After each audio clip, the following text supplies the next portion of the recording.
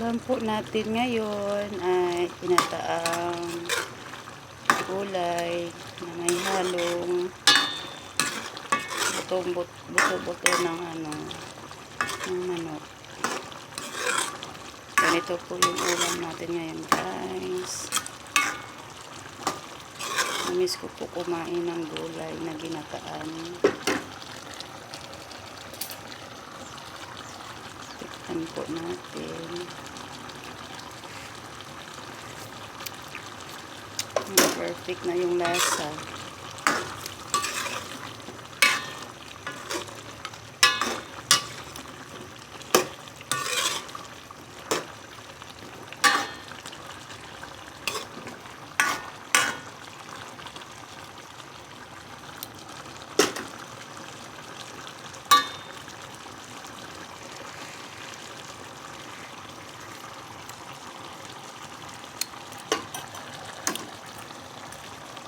Ginataang gulay na may kalabasa at sitaw, okra.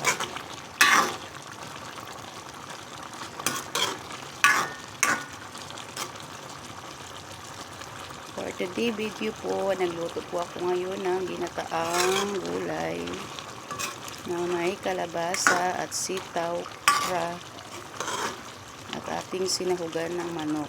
Ayan, guys. Yummy!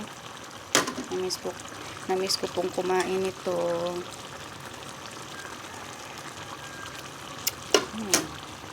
Sarap na.